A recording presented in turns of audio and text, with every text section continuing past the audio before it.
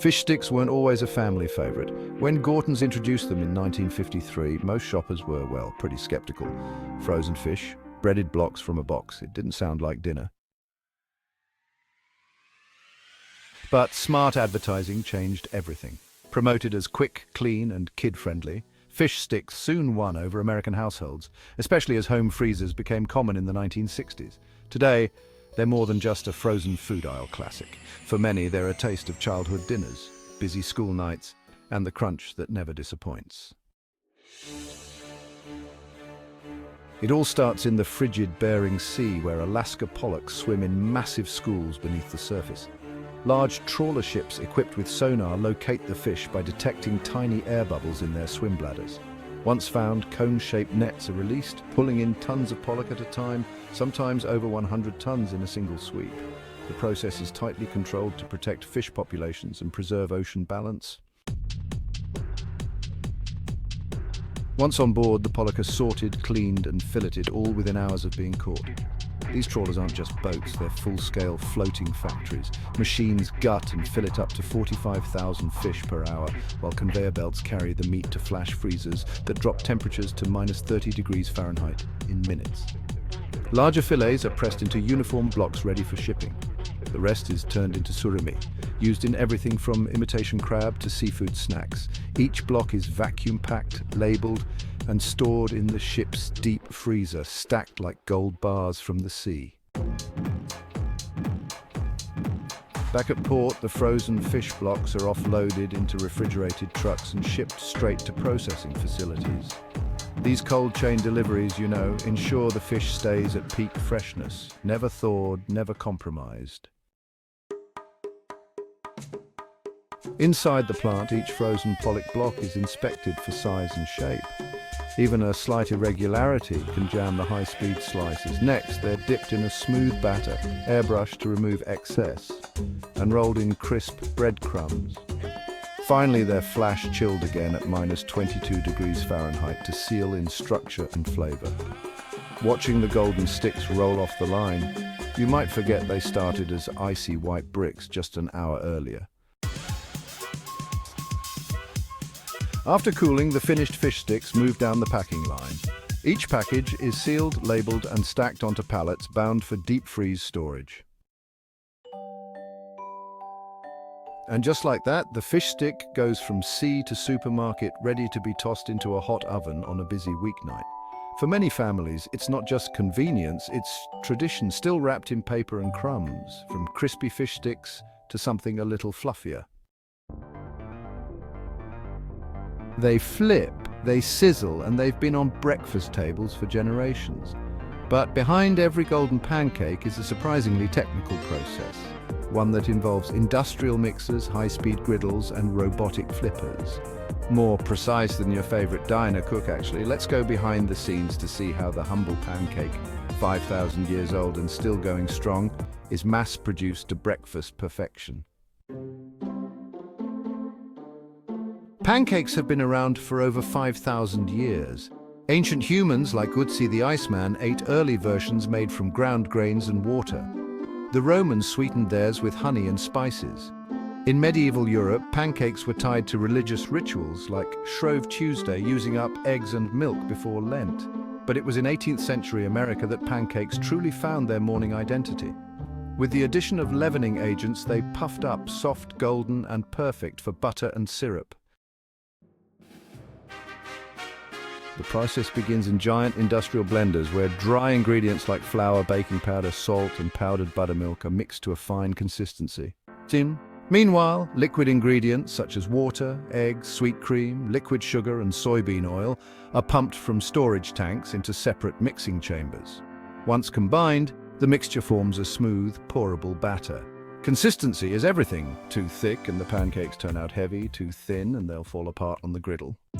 Once approved, the batter flows into high-speed depositor machines. 9 nozzles hover over a moving griddle, each releasing a perfectly measured portion in sync.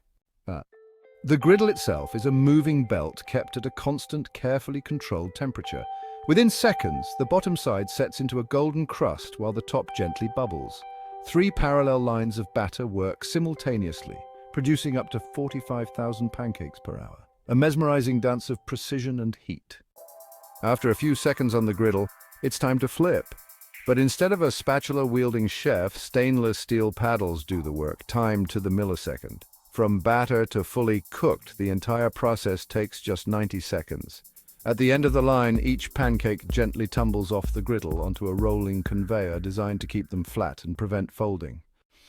Fresh off the griddle, the pancakes enter a cooling tunnel where ambient air brings their temperature down gradually. This prevents condensation and sogginess during freezing. Once cooled, all three production lines merge and feed into a spiral freezer, an enormous chamber kept at -28°C, or about -8°F. Inside, a constant cold wind flash freezes the pancakes within minutes, locking in moisture, texture, and flavor. They emerge frozen but flawless, round, golden, and neatly stacked. It's kind of like pressing pause on a perfect pancake, preserving it in time until someone's ready to reheat and enjoy. Once frozen, the pancakes glide into the packaging line. Their uniform size and shape make stacking easy. 2 neat stacks of 6 pancakes are placed into each wrapper in one smooth motion. Automated sealers close and label the packages, which are then boxed, palletized, and moved into storage freezers ready for shipment. From there, they travel to grocery stores and breakfast tables around the world. Quick to reheat, easy to serve, and endlessly familiar. What is an ice cream sandwich these days? You've got to see what she found in her backyard recently, an ice cream sandwich. She grabbed a second sandwich and left that out overnight. Same result. Watch the melt in time-lapse fast motion. The Haagen-Dazs melts into a puddle. What kind of ice cream doesn't melt? What's really inside those frozen treats? And how are they made to survive the summer heat? That story set off a wave of questions across the internet. Today on Captain Discovery, we're going inside the factory to uncover the truth behind the ice cream sandwich. From the secret mix of stabilizers and emulsifiers to the high-speed machines that churn out hundreds of frozen blocks per minute. Stick around until the end. You might never look at this childhood favorite the same way again. Long before popsicles and waffle cones became icons of summer, Hoke Pokies ruled the streets of New York. For just a penny, you could get a slab of ice cream pressed between 2 thin sheets of wax paper. A simple, sweet street side escape in the late 1800s. By the 1920s, a San Francisco street vendor took it further, swapping out paper for soft oatmeal cookies. But it wasn't until the 1940s that the modern chocolate sandwich took form. 2 thin chocolate wafers holding a neat rectangle of vanilla ice cream. Then came 1982. In the middle of a sweltering New York summer, Chipwich hit the scene. Vanilla ice cream between 2 chocolate chip cookies rolled in more chocolate chips. Lines formed instantly. It was a sugar rush dressed as a cultural moment. From street cart simplicity to a global icon, the ice cream sandwich isn't just frozen dessert. It's a slice of memory, chilled and tucked neatly between 2 soft layers. The process begins with ultra-cold cream, stored just above freezing in these massive stainless steel silos. This chilled cream is then pumped into a high-speed mixer, where it's combined with skim milk powder, stabilizers, and emulsifiers. Next comes sugar and corn syrup, all blended together until the mix is, silky and uniform. The entire mixing process takes just 3 minutes, but honestly, it lays the foundation for everything that follows. Once mixed, the creamy blend flows into stainless steel pasteurization tanks, where it's heated to 162 degrees Fahrenheit or 72 degrees Celsius for 30 minutes. This crucial step kills off harmful bacteria while activating the stabilizers that were added earlier. Immediately after, the mix is pushed through a high-pressure homogenizer. Here, powerful pumps break down fat molecules into microscopic particles, creating that smooth, uniform texture ice cream is really famous for. It's a transformation you can't see, but you can definitely taste.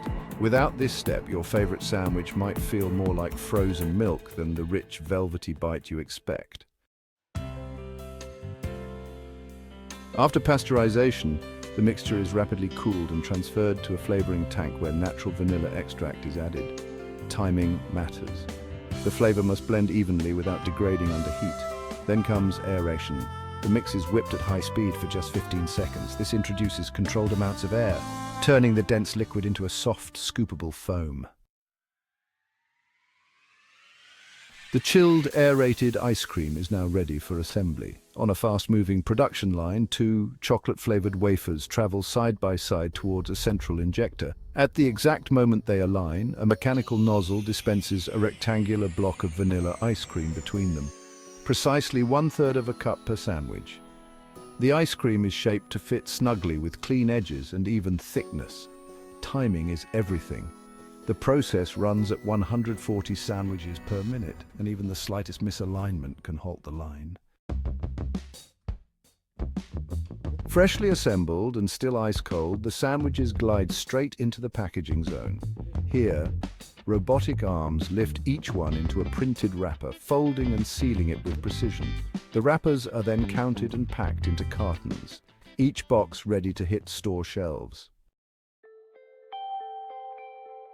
From creamy sandwiches to crispy fish sticks and perfectly round pancakes, each product hides a world of engineering, precision and passion behind its simple appearance. We've traveled from ocean trawlers to flash freezers, from industrial mixers to robotic grills, all to uncover what really goes into the foods we know and love. Whether it's dessert, dinner or breakfast, there's always more beneath the surface. Don't forget to follow Captain Discovery for more journeys behind the scenes.